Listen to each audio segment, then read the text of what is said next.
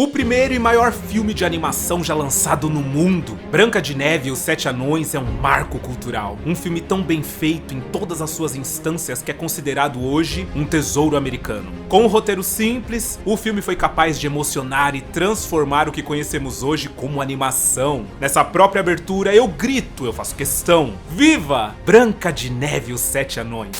E meus amigos, hoje é the one and only. Hoje é um dos filmes mais importantes já feitos no mundo. Eu demorei pra falar dele, eu demorei pra trazer aqui no canal, assim, dessa forma, não assiste comigo, porque a história da criação de Branca de Neve e os Sete Anões, ela é tão complexa, tão complexa e tão cheia de detalhes maravilhosos que tornam esse filme ainda mais precioso, que eu sempre quis que esse vídeo fosse perfeito. Tipo, vou conseguir? Veremos. Mas eu sempre quis que, assim, no final das contas, depois que eu lançasse, eu dissesse: ok, não faltou eu falar nada, porque eu não ia me perdoar. Eu preciso que vocês saibam tudo o que rolou na produção desse filme. Bom, Branca de Neve e os Sete Anões dispensa comentários. Se vocês nunca assistiram, preparem-se pra se emocionar não só com a história da criação, mas com o filme em si, e entender de uma vez por todas porque esse é o maior filme já feito pela Disney, apesar de ter sido o primeiro. Gente, Branca de Neve e Sete Anões é o primeiro filme do estúdio. E como sempre, muitos fatos dos bastidores. Então, ó, meu nome é Arthur Viana. Se ajeita aí e assiste comigo hoje. Maravilhoso! Branca de Neve e os Sete Anões.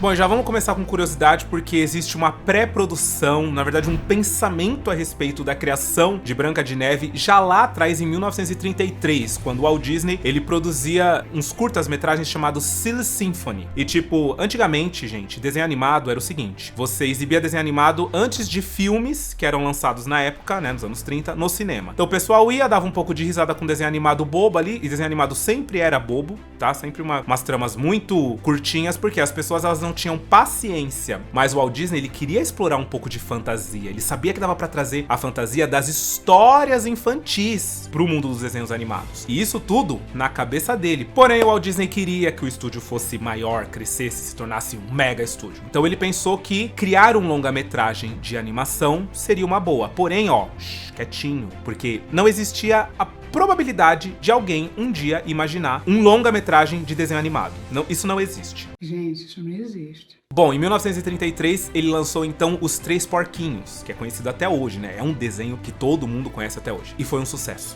As pessoas gostaram. E já era uma história um pouco maior, a gente já se envolvia mais com os personagens, né? Já tinha mais tempo ali pra poder gostar de um porquinho, do outro, entender o lobo, dar um pouco de risada. E ele falou: bom, vai ser agora. E aí ele começou a infiltrar a ideia. Ideia assim, do nada. Nossa, já pensou, menino, um longa-metragem de desenho animado pro pessoal? Lançando assim, como quem não quer nada? Tô doido aqui, será? E aí ele pensou em Branca de Neve por quê? Porque em 1916, quando ele ainda era um entregador, ele chegou a assistir uma versão muda do filme. E ele ficou encantado, nunca saiu da cabeça dele. Ele ficava pensando que a história tinha todos os elementos mais legais pra se transformar num filme, que é um bom vilão, um príncipe, uma princesa, a fantasia que existe em torno de Branca de Neve e Sete Anões. Ele falou: cara, isso aqui vai ser perfeito. E em 1934, há 90 anos atrás, ele anunciou pro mundo, anunciou no New York Times, que ele ia produzir um longa-metragem de Branca de Neve e os Sete Anões, com um valor estimado em mais ou menos $250 mil. 10 vezes o valor de um curta-metragem. Tipo, era um absurdo gastar $250 mil na produção de um longa-metragem. E vocês esperem, tá? Porque vocês vão ver qual foi o valor final de Branca de Neve e Sete Anões. Começou com 250 mil. Mesmo assim, todo mundo chamou ele de louco. Falou que isso jamais funcionaria. E a gente vai explorar esse fato também mais pra frente. Segura aí. O fato é que ele reuniu uma equipe no estúdio e todos eles contam que o Walt Disney passou 3 horas inteiras contando Branca de Neve e os Sete Anões pra eles. A versão que ele queria pro filme. Ele interpretou cada personagem, cada fala, cada atitude, mudando as vozes. E no final, eles falaram que foi tão encantador tudo o que ele fez, que a equipe simplesmente conseguiu visualizar o filme pronto. E por incrível que pareça, eles falaram: isso vai dar certo. Meu amor, eu sou atriz, dá licença, né? Ninguém acreditava, só o Walt Disney e a equipe que estava na sala e que assistiu ele interpretar o filme durante as 3 horas. Eram os únicos no mundo todo que acreditavam que Branca de Neve e os Sete Anões poderia existir. Bom, essa é só a introdução, tá? Vamos começar o filme, entender que filme que é esse, e conforme a gente vai desenrolando, eu vou trazendo mais curiosidades pra vocês. Vocês vão amar, amar.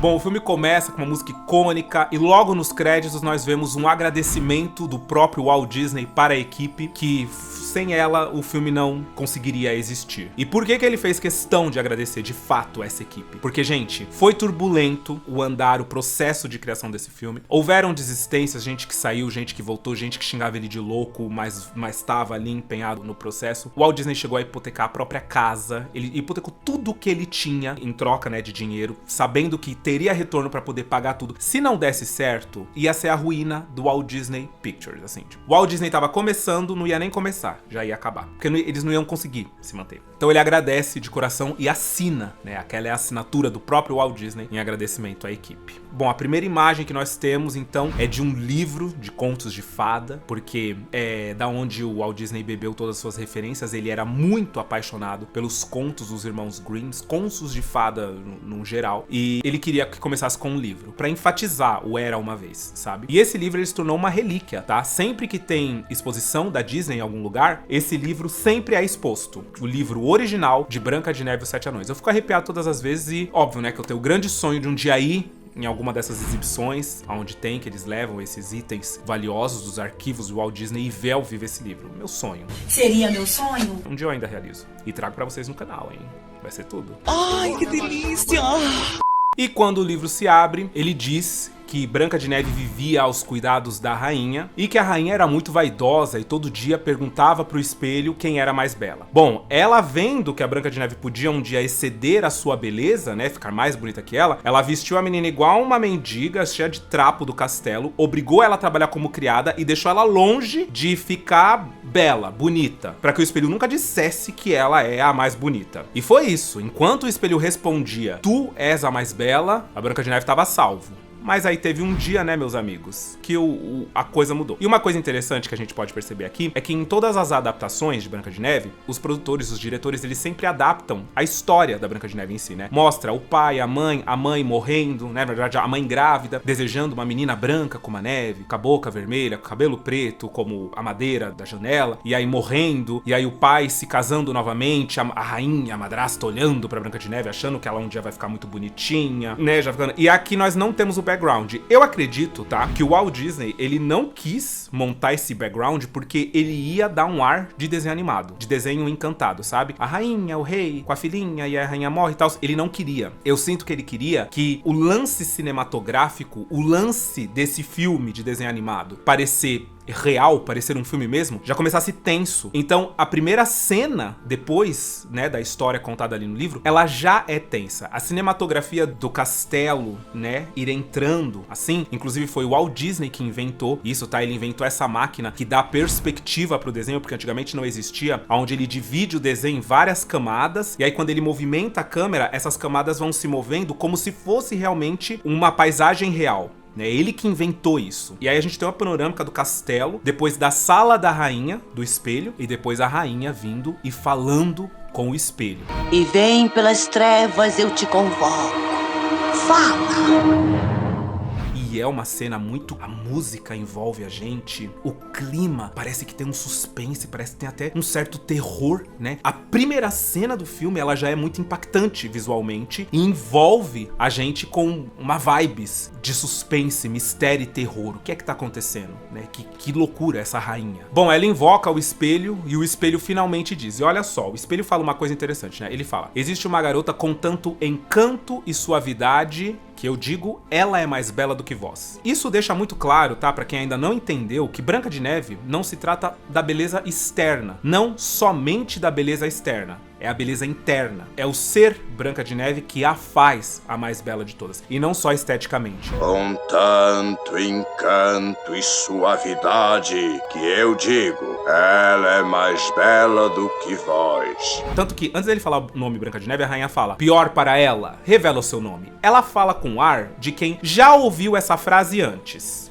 Tipo, pior pra ela, quem que é que eu vou matar dessa vez? E aí quando o espelho dá as dicas e a rainha se dá conta que é a Branca de Neve, aí a rainha fica puta da vida. Porque é a arqui-inimiga dela, sabe? Tipo, é alguém que ela sempre quis que não obtivesse esse título. Então, vejam bem. Na minha concepção, no meu entendimento, a rainha já matou outras, entende?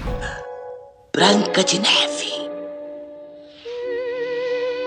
Bom, então somos apresentados a nossa protagonista, a Branca de Neve, que tá ali, toda coitada. Na verdade, não toda coitada, ela tá toda feliz, na verdade, né? Limpando a escadaria do castelo. E a gente percebe a pureza da Branca de Neve, a gente percebe o quanto o Walt Disney quis enfatizar que a Branca de Neve é pura, porque ela tá rodeada de pombos brancos, né? E desde sempre, pombo branco representa pureza, virginidade, essa coisa, né, virginal, angelical, imaculada. E a Branca de Neve tá rodeada, ela conversa com os pombos e ela canta sobre os seus sonhos em um poço, né? Essa história do Poço dos Desejos também é muito antiga, e aquele não é propriamente um Poço dos Desejos, mas é um poço onde a Branca de Neve canta e usa o seu eco pra poder dar ritmo pra música. Isso é muito legal. E um príncipe que tá passando por ali naquele momento escuta, né? Fala bem assim, pô, tô ouvindo uma musiquinha, hein? Tem alguém cantando uma musiquinha. Quando ele olha por cima do muro, ele se apaixona instantaneamente. Isso é muito interessante. O príncipe, ele não se apaixona por uma princesa, ele se apaixona por uma garota encantadora, sonhadora, com aquele ar, né, imaculado, virginal, cantando pra um Poço dos Desejos que ela um dia quer ser muito feliz. E isso é muito legal. Logo em seguida, quando ele faz a serenata pra Branca de Neve ali, debaixo da sacada, a gente vê a rainha fechando a sacada com ódio. E assim, primeiro, o tempo dela pra se livrar da Branca de Neve já tá acabando, porque já temos alguém apaixonado pela Branca de Neve. Segundo, uma pessoa se apaixonou pela Branca de Neve, ficou encantado com a energia da Branca de Neve, né? Gostaram da vibe da Branca de Neve, gostou da vibe da Branca de Neve, sendo ela mesma. Sem nada, sem brinco nenhum, sem riqueza, sem nada. Tipo, você tem noção que o príncipe, ele se apaixonou pela criada do castelo? Ela não é a criada, ela é a princesa, mas ele se apaixonou pela criada. Tamanho carisma da Branca de Neve, sabe? Tamanho a pureza, a beleza que ela exala. E a rainha fica louca, né? Fica louca, instantaneamente louca.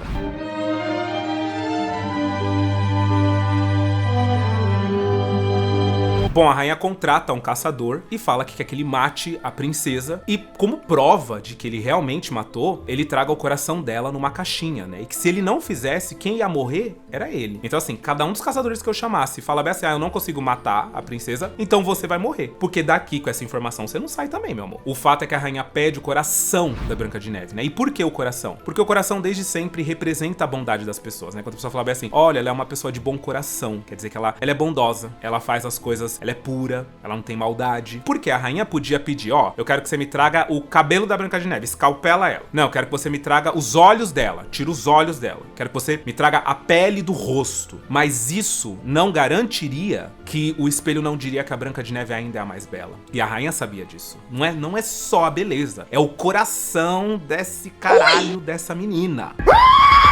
E o caçador vai. Aí é uma cena muito bonitinha, porque a Branca de Neve vem, ela surge assim. E aí ela surge com a roupa dela original, inclusive um detalhe muito legal, que não sei se vocês já perceberam, mas a roupa da Branca de Neve, ela tem as cores primárias, amarelo, azul e vermelho. E isso é muito bonitinho, né? Porque as cores primárias em si, elas são muito diferentes, mas elas são harmoniosas quando colocadas juntas. E a primaridade da Branca de Neve dá esse tom pra personagem, assim como a rainha usa só tons escuros, roxo, que era uma coisa de realeza. Tá? O roxo era realmente algo de realeza, mas também a Disney sempre optou pelo roxo, pelos tons de roxo e de preto, pra poder denominar um vilão. E o problema é que quando o caçador vai matar a Branca de Neve, ela está tendo um ato de bondade naquele momento. Ela tá ajudando um passarinho a encontrar os seus pais. E aí o caçador não aguenta, ele olha aquilo e ele fala, não, meu Deus, eu não vou conseguir. E aí, em poucas palavras, ele explica pra Branca de Neve que ela precisa fugir imediatamente. Vá, fuja, menina, vá!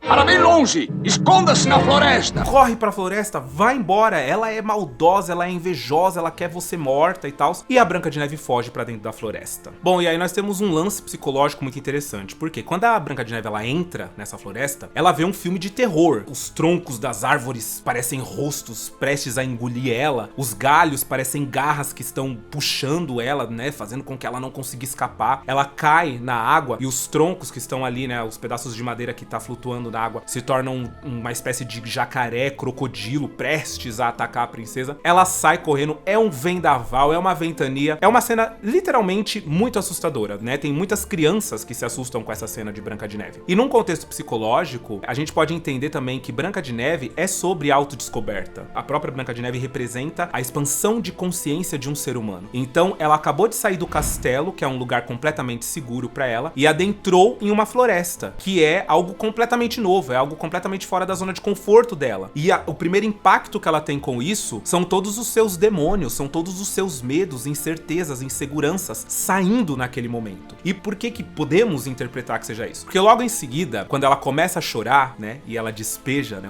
todo mundo fala, chora, quando você não tá bem, chora, tá com medo, chora, não tá sentindo bem, chora. Por quê? Porque você limpa, você desanuvia, né, você puxa aquele véu terrível do que tá passando, e quando a gente chora e respira, parece que a gente... Parece que, calma, não tá desse jeito. Nossa, tava um filme de terror, mas não tá tão assim. E é o que acontece porque, quando ela abre os olhos, os animais, que pareciam até animais super tensos, né, de filme de terror, eles eram animais fofos, eram animaizinhos querendo se aproximar dela, e ela fala que tá com vergonha porque ela teve muito medo, e tudo isso só aconteceu porque ela estava com muito medo, e que ela tá envergonhada daquilo. E os animais se aproximam dela, e aí novamente a pureza da Branca de Neve fala por si só, né, quer dizer, os animais são seres puros, e normalmente ali eles escolheram animais que realmente, literalmente, correm de qualquer contato com o ser humano. Esquilos, cervos, coelhos, né, passarinhos.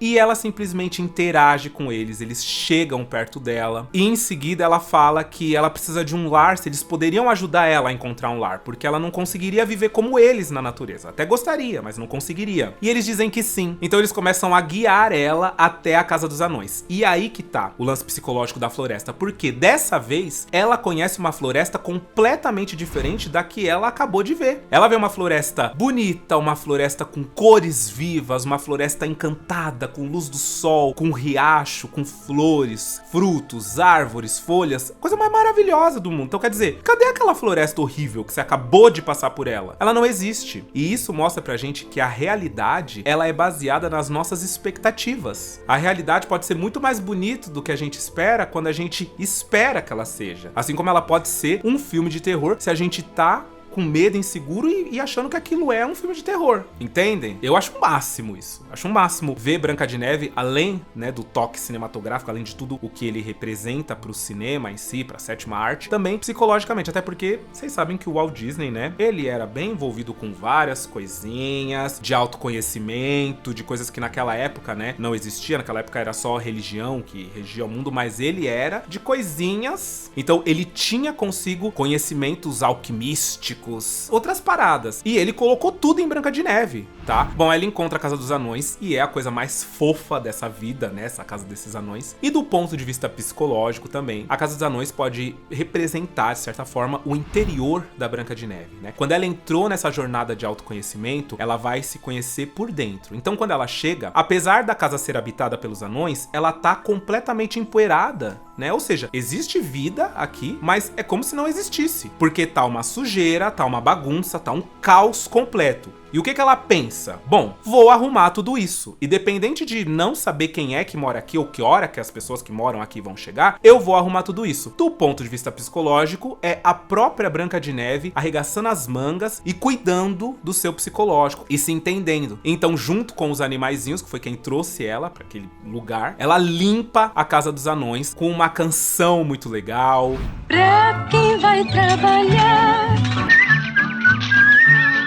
Há uma coisa. Tem algumas coisas, tipo, os esquilos mandando a sujeira pra debaixo do tapete. E ela falando, não, isso não se faz. E aí eles tirando as teias de aranha. Na hora que os animais estão limpando os pratos, eles também estão dando um truque na hora de limpar o prato. Ela fala, não. A gente vai fazer e vai fazer direito. A gente vai fazer sem preguiça. E eles limpam a casa toda. Na verdade, é a Branca de Neve ali colocando a cabeça dela no lugar pra receber os 7 anões. Tá? Que do ponto de vista psicológico também tem coisinhas. Mas é isso que acontece nesse momento do filme. E é assim, 2 detalhes muito legais que eu quero comentar com você. Primeiro, as escadas, se vocês perceberem, elas são entalhadas com uma corujinha assim, né? Tem um detalhe de coruja nas escadas. E foi algo que me chamou muito a atenção no live action, né? Que vai sair ano que vem. Porque as escadas da Casa dos Anões também tem esse mesmo entalhe. E isso eu achei muito fofo. É uma preciosidade tão grande. Eu amo quando esse tipo de detalhe é mostrado, sabe? É levado em consideração. E outra, uma coisa que também sempre chamou a atenção, que é a animação desse vaso de flor, que se você reparar, tem uma flor que some e ela aparece logo em seguida. E isso sempre me chamou a atenção, tipo, esse erro em Branca de Neve. E, na verdade, eu acho que é o único erro que eu encontrei em Branca de Neve. E é nesse momento que a gente conhece os 7 anões que estão na mina trabalhando. O Mestre, o Dengoso, o Atim, o Soneca, o Dunga, o Feliz e o Zangado. E uma coisa muito interessante é que eles trabalham em uma caverna, eles mineram pedras preciosas. Só que eles não fazem nada com essas pedras preciosas. Tipo, eles só mineram porque eles mineram, eles lidam com esse tipo de preciosidade, né, dentro dessa caverna. E no final a gente vê que eles guardam essas pedras preciosas em um cofre, só que a chave do cofre fica do lado da porta. Ou seja, existe uma falta de malícia, de maldade nos 7 anões que a gente pode equiparar à Branca de Neve, né? E aí entra aquilo que eu falei. Do ponto de vista psicológico, os anões são personalidades, tá? São virtudes e pecados que existem dentro da Branca de Neve e que ela vai ser obrigada a lidar nesse momento, né? Agora que ela saiu do castelo, que ela foi viver a sua jornada de autodescoberta, ela vai ter que evoluir nesses pontos pra se tornar uma mulher, pra se integrar completamente. E aí sim, a jornada dela vai estar completa. Então, os anões, eles são uma extensão da Branca de Neve, no sentido de bondade e falta de malícia nesse sentido, sabe? Tipo, cara, é um cofre cheio de pedras preciosas e a chave do cofre tá do lado da porta. O sangue de Jesus tem poder. Bom, a Branca de Neve termina de limpar a casa, coloca uma comidinha no fogo e vai dormir, vai descansar, porque o dia dela foi realmente muito complicado, né? Enquanto isso, os anões chegam. E é muito engraçado os anões chegando em casa à noite, porque eles percebem que a casa está meio que violada, né? Tem gente lá dentro. E eles explorando a casa é muito legal, porque aí as personalidades deles ficam em voga. Então, por exemplo, o mestre, ele fica mais explorador, ele tem medo, mas ele vai, né, pra cima. Enquanto a gente tem o Atim, por exemplo, que tenta segurar o que tá acontecendo, o que ele tá pensando ali naquele momento, mas ele não consegue porque ele espirra quando ele sente o cheiro das flores. E o Zangado, ele é aquela coisa mais objetiva, ele vê maldade em tudo, ele acha que tudo aquilo pode ser um grande erro, que pode ter entrado um monstro. Então, por mais que sejam só coisas boas, porque eles percebem que a casa tá limpa, a louça tá lavada e guardada, tem comida cheirosa, cheirando gostoso ali no caldeirão, ainda assim o Zangado, ele vê as coisas negativas. Não toquem, seus loucos! Isso é veneno! Bom, e depois deles muito enrolarem, eles finalmente vão lá tentar entender quem é que invadiu a casa deles, por mais que eles estejam morrendo de medo. Gente, essa sequência toda, ela é muito divertida. Ela é definitivamente muito legal.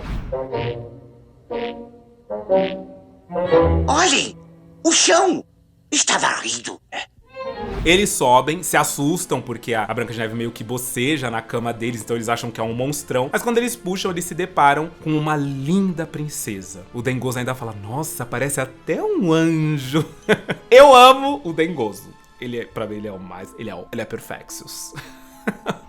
Ela é belíssima. Parece até um anjo. E aí ela acorda, eles se assustam e rola a primeira interação deles, né? E é muito carismática. Que cena carismática. Ela dá risada, ela fala que tá muito feliz deles terem aparecido. E aí, eles logo percebem que ela é uma princesa, né? E eles ficam encantados com o fato de terem uma princesa ali no quarto deles. Claro que o Zangado odeia tudo, toda a situação. E ela faz um jogo com eles de tentar adivinhar quem é quem. E ela consegue, porque eles são a própria personalidade, né, deles. E quando ela vai tentar adivinhar o do Zangado, ela faz uma brincadeira, ela fala, ai, você deve ser o Zangado. E todo mundo dá risada e fala, é ele mesmo, ele que é o Zangado. Você deve ser o zangado. É isso. Então essa cena, ela é uma primeira interação que existe, que, assim, o Walt Disney, os diretores de Branca de Neve, eles conseguiram montar de uma maneira que a gente se apaixona pelo grupo. Branca de Neve e os Sete Anões é, tipo, perfeito. Ela explica o que aconteceu com ela, que ela fugiu, se ela pode ficar ali. Eles ficam meio assim porque o Zangado enfia muita minhoca na cabeça deles, falando que a rainha é muito perigosa, que a rainha vai vir atrás deles, que ela pode ficar invisível e ela pode estar no quarto naquele momento, todo mundo fica em pânico. Mas a Branca de Neve vai falar que não, que a rainha, não tem como a rainha saber que ela tá ali e que ela pode ajudar também na casa. Isso eu acho muito legal, porque tem gente que fala, né, ai, que ridículo, e aí ela vira empregada deles. Não, gente, olha, se a gente trouxer pro contexto da época, você veja que pra frente que é a Branca de Neve, porque ela abriu mão completamente de ser uma princesa, de ficar na Dondalquice e falou, ó, eu sei lavar, cozinhar, costurar, fazer várias coisinhas. Eles falam, sabe fazer torta? Ela fala, faço tortas e pudins. Aí eles gritam porque eles não têm nada daquilo. Sei fazer boas tortas e bons pudins. Bons pudins? Viva! Então fica! Né, eles trabalham, volta, come comida fria, porque eles deixam a comida pronta de manhã pra chegar em casa e só comer, dorme, trabalha, volta, come comida fria, é isso. Então ela se propõe a não ser um peso morto ali dentro da casa, sabe? Ela fala, a gente pode criar ali uma sociedade, vocês me dão abrigo e eu ofereço o que eu posso pra vocês, que é esses trabalhos, entende? Então, gente, levando pro contexto da época em que se passa Branca de Neve e os Sete Anões, cara, você quer uma princesa mais pra frente do que isso, sabe? E linkado a toda a personalidade do que é a Branca de Neve, sabe? O idealismo dela, construção de personagem, a pureza dela. Cara, é óbvio que a gente vendo a Branca de Neve se tornar essa princesa que ela tá se tornando ali naquele momento, é óbvio que ela não vai pra sempre ser a empregadinha dos anões. É óbvio que não. É óbvio que uma hora a coisa ia mudar de figura. É óbvio que uma hora a rainha ia morrer e a Branca de Neve ia herdar o trono real, porque ela ia falar, eu tô viva, estou aqui, sabe? Então assim, a coisa ia mudar de figura em algum momento, mas naquele momento era o que ela tinha pra oferecer. Eu vejo dessa forma e eu acho a coisa mais fofa, a coisa mais linda dessa vida. Bom, depois disso, a Branca de Neve desce, fala que vai ter comida, os anões ficam animadíssimos, ela fala pra eles irem lavar a mão. Então assim, a interação deles ali na casa continua de uma maneira muito, muito, muito legal, como se a Branca de Neve já conhecesse eles há milhões de séculos. Enquanto isso, lá no castelo, gente, o bicho tá pegando. Por quê? A rainha volta pro espelho. O espelho fala que negativo, a Branca de Neve ainda é a mais bela, porque por detrás das 7 colinas e tal, depois do bosque, a Branca de Neve está vivendo com os anões. Ela fala, impossível, ela tá morta, porque olha o coração dela aqui. E aí o espelho fala, esse é o coração de um bicho, meu amor. Você foi enganada, você foi tapeada. Ela fica louca, ela surta, e ela desce as escadas pro alçapão pra saber o que é que ela pode fazer a respeito disso, numa cena icônica, onde a capa dela abre. E essa cena, ela sempre foi muito marcante, né? Porque todo mundo gosta do quanto a capa dela se mexe com realismo. E eu amei ver que no trailer, no primeiro teaser que eles soltaram, eles já mostraram essa cena, sabe? Pra mostrar que ela vai estar lá exatamente do jeito que a gente sempre imaginou que ela seria de verdade. Eu achei, putz, lindo, fantástico aquilo. E a gente descobre que ela é uma feiticeira, mais do que uma feiticeira, ela é meio alquimista, porque ela não faz feitiços de poderes, assim. Fora o espelho mágico, que é mágico, os poderes dela são alquímicos, então ela mistura várias coisas, poções, etc, pra poder se transformar numa velha horrenda, porque ela sabe que a Branca de Neve não vai interagir com ela sendo rainha, porque a Branca de Neve já sabe que ela tentou matar, né, que a rainha, né, beijos. Então ela se transforma numa figura de uma mendiga com ar de velha, né? Mendiga da época andava daquele jeito. Com ar de velha bruxa, pra mim, velha bruxa. E escolhe uma maneira de matar a Branca de Neve que, segundo ela, seja a altura de alguém tão bela, porque até ali ela é debochada, né? Ela fala, você é tão bonita que você merece morrer de uma maneira muito maravilhosa. A maçã envenenada, sono da morte.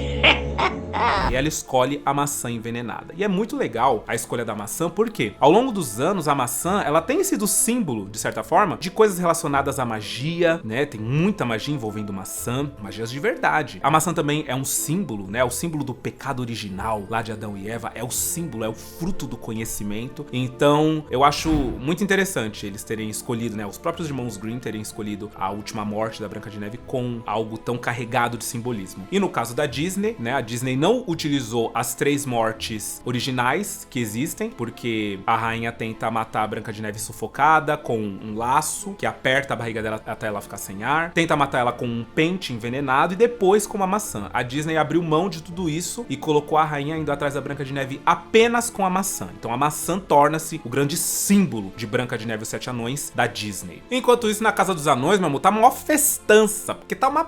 Gente, temos uma princesa aqui, nós temos que festejar, não pode ser uma noite comum. Então depois de uma janta deliciosa dessa, eles começam a dançar. É muito bonitinho ver os animaizinhos ali dançando na janela. E eles lá dentro, cheio de instrumentos, né? Eles têm tipo uma bateria, tem um órgão que o próprio Zangado toca o órgão, tem um triângulo. É uma cena também cheia de carisma, onde a gente fica mais apaixonado ainda pelos personagens quando o Feliz canta Quem é Ele, depois o Dengoso canta que uma vez ele matou uma onça, né? Uma loucura de pensar, o Dengoso matando uma onça. Peguei uma onça certa vez e como foi nem sei. E o Dunga, ele sobe em cima do Atim pra eles tentarem fazer um homem de estatura assim que dançaria com a Branca de Neve. Eles dançam juntos.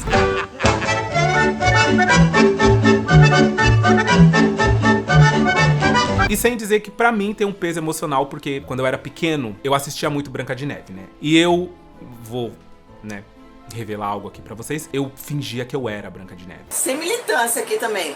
Então eu fazia uma saia com os lençóis da minha mãe, dançava como se eu fosse ela. Bom, um dia se vocês quiserem, eu conto, né, a minha história de vida, como que eu cresci, mas eu fui muito privilegiado, eu tive pais que perceberam que eu era gay quando eu era muito pequeno, né, com 3 anos eles já perceberam que eu era diferente, então eles nunca me disseram que eu não podia fazer nada. Então, durante anos eu acreditei que eu era a Branca de Neve, juro pra vocês. Então eu dançava na frente da minha mãe, na frente das visitas, de vestido mesmo. E essa cena tem um impacto pra mim muito grande, né, eu até mandei pros meus pais no WhatsApp e eles responderam emocionados, assim, tipo, ai meu Deus, que saudades dessa época.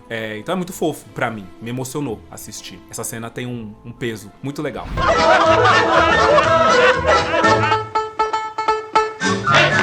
Bom, e depois dessa festa, os anões pedem que a Branca de Neve conte uma história pra eles, uma história de amor. E ela começa a inventar uma história e eles percebem que, na verdade, ela tá falando da própria história. Então ela fala sobre encontrar o grande amor da vida dela, que acabou sendo o príncipe com quem ela se encontrou naquele dia mais cedo. Porque sim, gente, tudo isso tá acontecendo no mesmo dia, é impressionante. Ela fala o quão apaixonada ela tá por esse príncipe, o quanto ela sonha um dia encontrar com ele e entende que ele é o verdadeiro amor da vida dela. Gente, contexto da época, sabe? Primeiro amor, não tinha tanta gente no planeta Terra, tá? Então não era toda hora que gente se encontrava, se conhecia. Então vamos levar tudo em consideração, tá? E é uma garota, né? De, sei lá, 16 anos, completamente apaixonada. E aí uma curiosidade, gente, é que a Disney, pra produzir Branca de Neve e 7 Anões, eles usaram uma técnica chamada rotoscopia, né? Tinha muitos animadores que eram completamente contra usar essa técnica, porque eles achavam que isso diminuía o quanto eles poderiam mexer, brincar com montar uma animação. Porque a rotoscopia nada mais é do que eles filmavam a cena com atores reais e depois desenhavam em cima dessas filmagens. Mas para a Branca de Neve, o Walt Disney falou que eles iam ter que abrir mão desse ego e teriam que fazer sim dessa forma, porque ele queria que o vestido da Branca de Neve ficasse verossímil, que os anões se mexessem de forma verossímil. Então ele queria realidade, porque era um longa-metragem. Eles precisavam convencer as pessoas que iam assistir de que aquilo era um filme, de que aquilo poderia emocionar. Então não podia ficar tão caricato, tinha que ser o mais realista possível. Então eles usaram essa técnica, que inclusive foi usada em Cinderela. Praticamente o filme todo foi feito em rotoscopia, porque eles não tinham tempo e nem budget pra ficar experimentando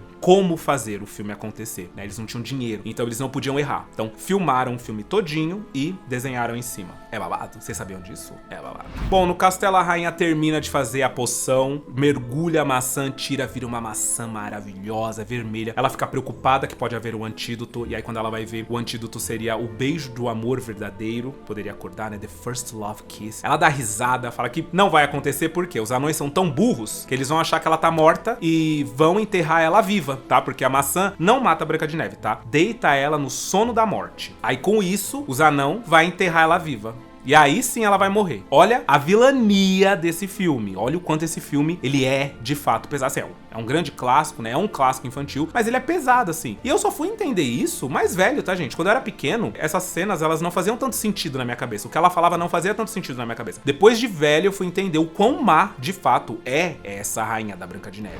Os anões pensarão que está morta. Será sepultada viva. E aí uma outra curiosidade muito interessante é que nunca o rubor da Branca de Neve, tanto da Branca de Neve quanto da rainha, ficavam bons, né? O aceitável pro Walt Disney. Ele falava que ficava muito vermelho, ficava muito manchado, ficava muito esquisito, vários testes sendo feitos. Até que uma das garotas que pintavam os desenhos, chamada Helen Auger, descobriu uma mistura, uma tinta que é como se fosse uma maquiagem, tá? Que ela aplicava diretamente na celuloide do desenho. E funcionou. Então ela meio que maquiou o desenho, sabe? Existe a lenda também de que o Walt Disney, uma noite, vendo a mulher dele se maquiar pra ir no evento, no outro dia voltou e pediu pra fazer uma mistura que funcionasse como se fosse uma maquiagem e aplicasse nos desenhos. Bom, essa Ellen trouxe essa ideia, pintou, o Walt Disney amou e com isso eles maquiaram a Branca de Neve e a rainha o filme todo. Então a gente assiste um filme onde as personagens principais estão literalmente maquiadas. E é por isso que o rubor, ele muda tanto de forma, porque não era certo exatamente o que estava acontecendo ali. Era maquiado em cada celuloide. E Branca de Neve, gente, tem mais de 351 mil celuloides, tá? Quadrinhos daquele. Então vocês imaginam, a técnica foi tão difícil, foi tão complicada e tão trabalhosa que nunca foi reproduzida em larga escala, tá? Depois de Branca de Neve, nunca mais aconteceu. Aconteceu mais ou menos ali em Pinóquio, mas acabou. Não vai mais rolar desse jeito aqui, não. Bom, no dia seguinte, os anões saem pra ir trabalhar naquela cena inesquecível onde a Branca de Neve dá um beijo na testa de cada um deles. Naquele momento, o Zangado já tá gostando mais da Branca de Neve, tanto que ele se arruma um pouco antes de chegar e quando ele chega, ele fala: ó, você fica de olho na rainha, hein? Você não abre a porta pra ninguém. E ela fala: ai, Zangado, você já gosta de mim.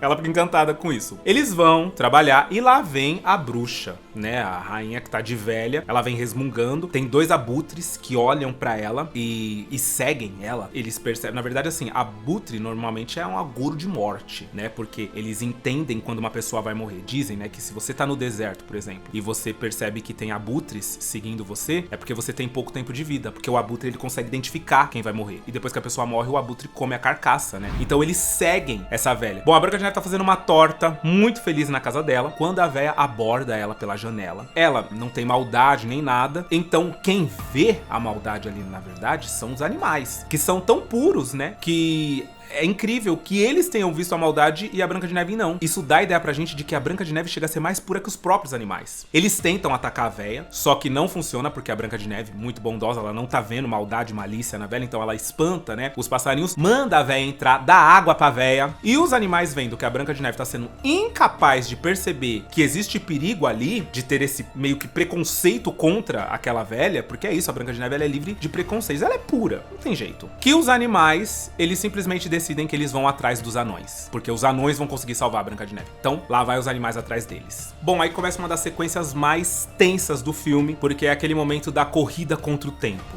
né? Dentro de casa, a bruxa tá convencendo a Branca de Neve de que a maçã que ela tem ali é uma maçã dos desejos, e que se a Branca de Neve fizer um desejo de coração e morder a maçã, esse desejo vai se realizar. Enquanto isso, os animais chegam nos anões, e eles começam a puxar os anões, e os anões não entendem o que tá acontecendo. Por que os animais estão agindo com tanta violência daquela forma? Até que o Soneca, como eu disse pra vocês, ele dá uma bocejada e ele fala: talvez os animais estejam querendo dizer que a bruxa encontrou a Branca de Neve. Talvez a rainha tenha achado Branca de Neve. A rainha Branca de Neve? Os anões acreditam nele instantaneamente e falam: é isso? Eles montam nos cervos e correm pra casa pra tentar impedir a Branca de Neve de ser morta pela bruxa. Em casa, a Branca de Neve já tá fazendo o pedido dela, falando sobre o príncipe, sobre o amor verdadeiro, sobre tudo que ela gostaria de viver e tudo que ela gostaria que o príncipe fizesse por ela. Então ela morde a maçã e a bruxa ali já começa a comemorar, e a gente vê o braço da Branca de Neve estendido no chão, porque ali ela foi de base.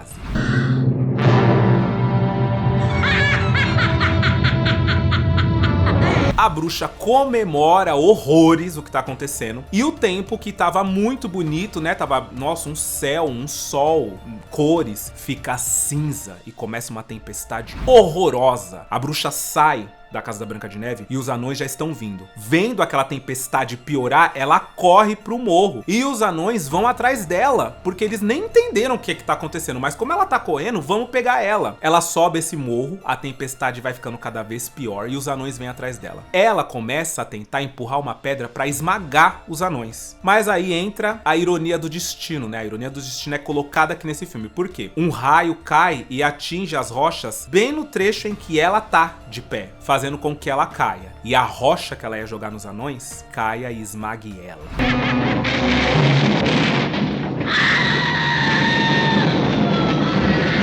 É uma cena super tensa, mas a Disney, ela é sutil nesses momentos mais tensos do filme, sabe? Por exemplo, a Branca de Neve, eles não mostram ela caída no chão, que eles acharam que seria muito forte, mostrar a Branca de Neve simplesmente, né, caída. Então eles mostram o braço soltando a maçã pra representar o que aconteceu. A Rainha Má, mesma coisa, eles não mostram ela esmagada pela pedra, mas eles deixam claro porque os abutres que vieram seguindo a rainha desde que viram ela saindo do castelo, eles dão um sorriso maléfico um pro outro como se eles estivessem dizendo um pro outro que, tá vendo? Não estávamos errados. E descem em aspiral para se alimentar dos restos mortais da Rainha Má, né? E aí vem uma das partes mais emocionais do filme, né? Uma daquelas partes onde quebra o nosso coração demais. Os anões velam o corpo da Branca de Neve, que eles acreditam que morreu, ali dentro de casa. Tá chovendo, a gente consegue sentir que tá frio na cena.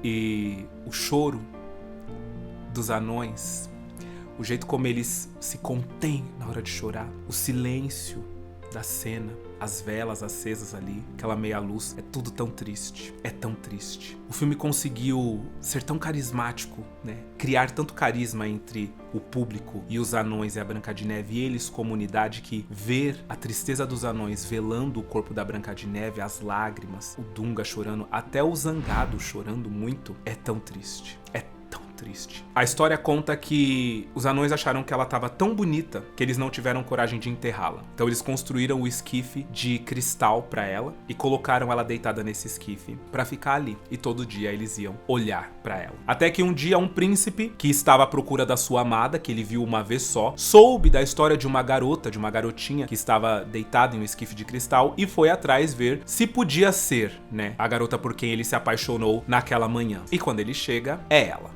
É a Branca de Neve. Bom, ele dá o beijo do amor verdadeiro da Branca de Neve. E ela acorda numa das cenas mais memoráveis do cinema, né? Essa cena onde a gente vê os anões pulando de alegria e o príncipe levantando ela do esquife é uma cena muito marcante. E a Disney sempre usa essa cena para referenciar os grandes clássicos, né? Então o tempo muda, né? O tempo que tava meio cinza muda, o sol raia, os raios de sol brilham, o céu abre, a alegria volta pro filme. Eles conseguiram fazer isso, sabe? Eu não sei como, mas a vibração do filme muda a nossa vibração enquanto a gente tá assistindo de uma maneira monstruosa. Gente, isso foi feito em 1930. Nos anos 30 foi produzido esse filme, sabe? Ele estreou em 37. E nunca foi feito nada parecido com isso antes de Branca de Neve e os Sete Anões. E aí a despedida é rápida, né? Ela não é longa. O príncipe logo coloca ela no cavalo, aí ele começa a levantar os anões pra ela se despedir de cada um deles, do Zangado principalmente, que é a interação que a gente mais gosta de ver, né? Entre ela e o Zangado. E o Dunga, pô, o Dunga muito fofo. E o príncipe logo leva ela com o cavalo até um horizonte e eles ficam observando o horizonte enquanto dá pra ver o castelo do príncipe se formar ali nas nuvens, dando a entender que finalmente a Branca de Neve teve o final feliz que ela sempre quis e que ela desejou ao morder a maçã envenenada. E desse jeito, feliz, lindo, maravilhoso, com esse sentimento, termina Branca de Neve e os Sete Anões. É lindo, é um espetáculo.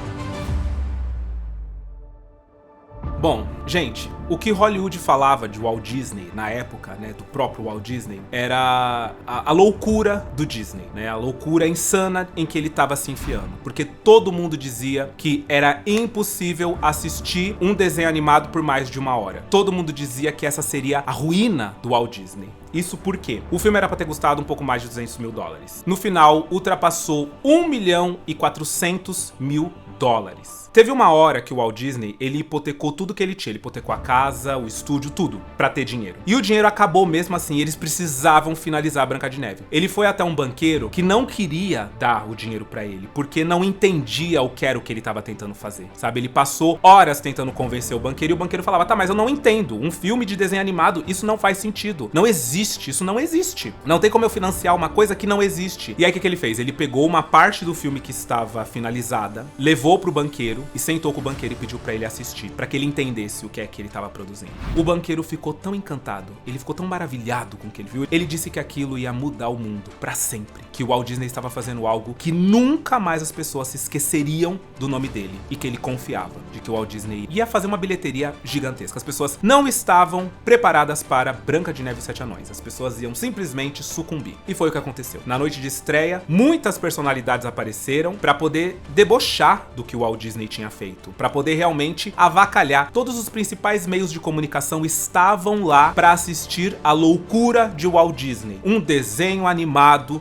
em longa-metragem, colorido, com som, áudio, tudo. Isso não vai dar certo. O que aconteceu é que durante a exibição, todos se apaixonaram pelos anões, todos riram na hora em que estava proposto rir. Isso, palavras do próprio Walt Disney. Todos choraram quando os anões velaram o corpo da Branca de Neve, e ali ele falou, ganhei. Quando ele viu a galera toda chorando com a Branca de Neve sendo velada, ele falou, consegui. Eles sentiram que é um filme de verdade. E ovacionaram o filme por minutos e minutos e minutos, e nunca eles conseguiam parar de bater palma quando o filme acabou. Nunca. Tava Judy Garland, tava um monte de gente presenciando essa cena. Ninguém soube explicar o que foi o sentimento da pré-estreia de Branca de Neve e os Sete Anões. Eles tinham assistido pela primeira vez na vida deles algo inédito, algo nunca feito. Vocês imaginam o que foi isso? Bom, no final, Branca de Neve e os Sete Anões, originalmente, conseguiu uma bilheteria de mais de 8 milhões de dólares. Lembrando vocês que custava a entrada, tá? Custava 10 centavos pra entrar, pra assistir um filme no cinema.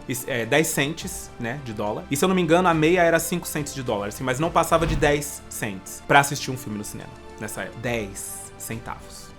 Eles conseguiram arrecadar mais de 8 milhões de dólares. Branca de Neve é até hoje o filme de animação mais rentável de todos os tempos. Por quê? Corrigindo a inflação, nenhum filme de animação nunca bateu a bilheteria de Branca de Neve e os Sete Anões. Nunca. É o maior. O Oscar, obviamente, não ficou de fora. Naquela época não se premiava, não existia aquilo. Então, o que faremos? Como premiaremos? Então, criaram um Oscar honorário em homenagem a Branca de Neve e os Sete Anões, onde eles deram um Oscar grande e 7 miniaturas entregues pela própria Shirley Temple, que na época era uma grande cantorinha, atriz, era uma menina super carismática, Hollywood adorava ela. Ou seja, o Oscar inventou uma maneira de premiar o Walt Disney porque o que ele fez era inexplicável. Em 1989, o filme simplesmente entrou para a Biblioteca do Congresso dos Estados Unidos para preservação no Registro Nacional de Filmes. Esse registro garante que Branca de Neve vai ter um legado duradouro e que foi historicamente, esteticamente para o cinema, um grande marco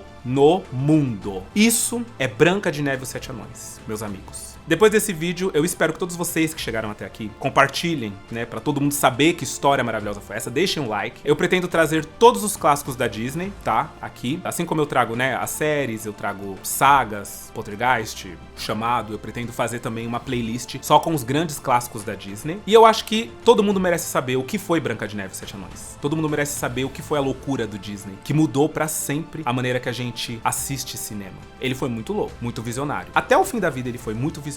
E uma grande inspiração para qualquer criador de conteúdo dessa área. Aliás, para qualquer pessoa. O Walt Disney era babado. Eu espero de coração que vocês tenham amado o vídeo de hoje, porque eu amei produzir, sabe? Eu acho que ele tá do jeito que eu sonhei que ele teria que estar. Então eu espero que vocês tenham gostado do vídeo de hoje, gente. Um beijo!